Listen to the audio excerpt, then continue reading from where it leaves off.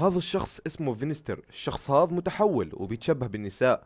المتحول هذا ستريمر مشهور في الولايات المتحدة، والكل لاحظ انه في صور كثير بينه وبين كريس يلي موجود بفريق مستر بيست، والناس صارت تستغرب ليش دائما مع بعض. وكريس قبل فترة بستوريات بيحكي انه سافر هو ابنه على اليابان والمكسيك، وهذا المتحول اللي اسمه فينستر كان معاه باليابان. الاشي الغريب انه قبل سنة كانوا بيتغازلوا ببعض وبيمدحوا بعض وبيحكوا مع بعض كثير، وكل هذا قبل اعلان كريس تحوله. ولما كريس اعلن تحوله الناس نسيت الموضوع، وعلى اساس انه كريس بحب كارل يلي بفريق مستر بيست. برضو ما شاء الله فريق ملونين يعني. يا خرا شنو هذا؟ And he's traveling a lot. I'm just gonna come and go as I please. I came to Japan and I left when I pleased.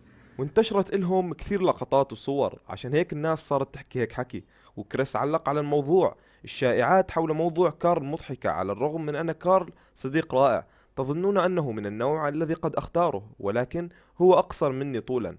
ما بعرف شو أحكي بعد هيك غباء يعني. كريس بده شخص أطول منه. انت بتتكلم جد؟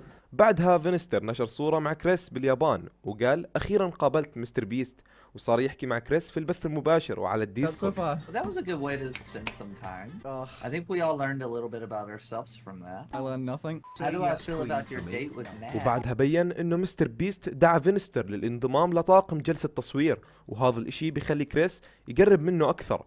يعني راح يطلع بفيديوهات، وخاصة فيديو اليابان. ومستر بيست حاليا راح يصير عليه هجوم كبير زي المرة الماضية لما تحول كريس، والكل صار يحكي بتويتر انه فينستر راح يصير عضو بالفريق. وفينستر صار يحكي انه بيتمنى ذلك، وما ننسى انه راح يطلع معاهم بالفيديو القادم.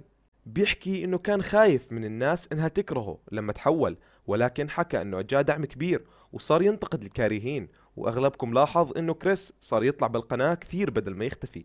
يعني كريس لحد الان ما اختفى من القناة، ومستر بيست لحد الان ما طرد كريس، وبنشوفه بكل فيديو ولو بلقطات بسيطة. People are like, you'll never be a woman. I'll be like, and you'll never be a man.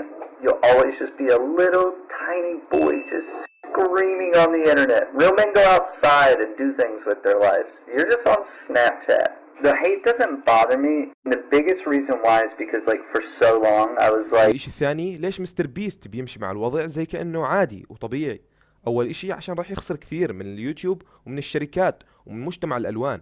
واهم اشي الشركات، انه الشركات راح تبطل تعلن مع مستر بيست، وهذا الاشي بضر مستر بيست كثير. عشان هيك بيضطر انه يدعم الالوان، او يمكن يكون حابب لهم برضه.